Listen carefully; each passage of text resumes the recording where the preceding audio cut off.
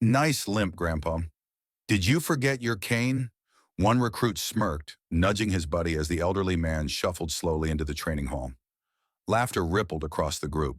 Another called out, "You lost or just late for bingo?" His uniform was faded, his gait unsteady. To them, he was a relic, a joke, someone clinging to relevance in a world that had moved on. But he didn't react, didn't flinch, just kept walking. Slow, steady, every step deliberate. The room was full of fresh boots, young recruits swollen with pride, fresh out of basic, smelling of sweat and ego. They had no clue who he was. One recruit mimicked the limp behind his back, limping in exaggerated mockery, drawing chuckles. "Bet he's here to teach us how to die slowly," someone muttered. The old man reached the front, turned around, looked them all in the eye. His hands behind his back, spine slightly bent, but his gaze, ice cold and silent. That silence was louder than their laughter. "All right," he finally said, voice rough as gravel. "Let's begin." His nameplate read, R. Cowell. Just that.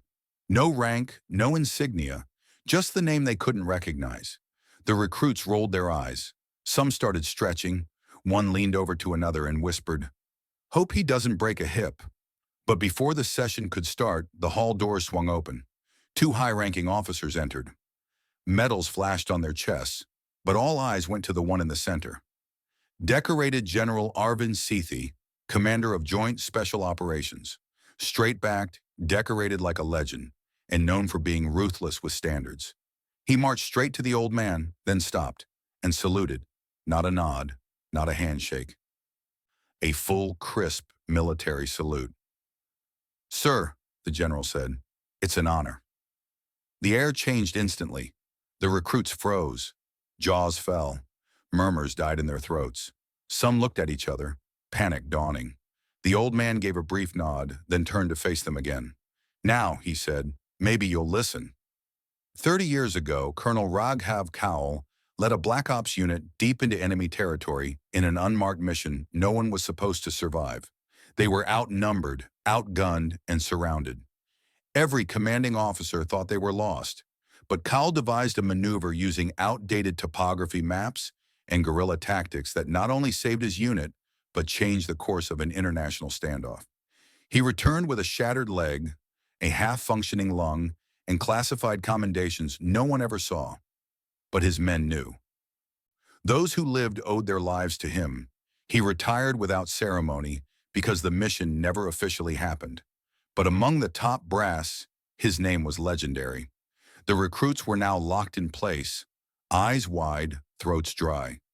General Sethi stepped aside, arms folded, allowing the old man to take the floor.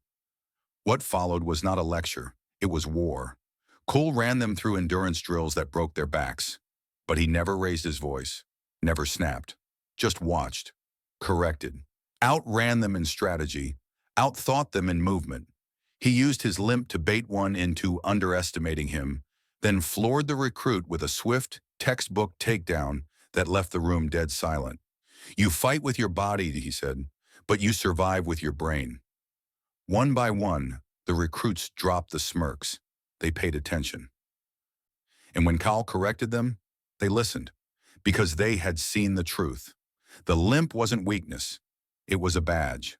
The silence wasn't frailty. It was earned power. Power reversal.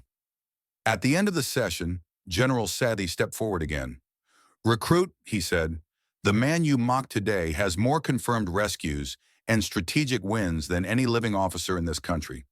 You thought you saw weakness? What you saw was the price of valor. And that was it.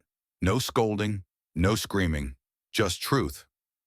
One of the recruits, the loudest mocker, walked up quietly, head down. "Sir," he muttered, "I was wrong." Cowell nodded. "Just remember that when you meet someone you don't understand, you're not saluting a limp, you're saluting what it took to earn it.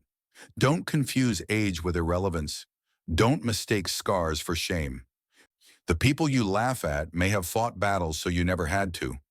Real power doesn't always shout. It walks with a limp, commands with silence, and earns salutes from generals." As the recruits stood in silence, Cole turned to leave. The limp was still there, but now it carried weight.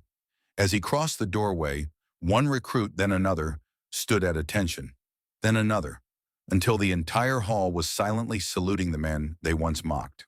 If this touched your soul, tell us where you're watching from and what moment stayed with you. Your comments create community. Like, share, and subscribe.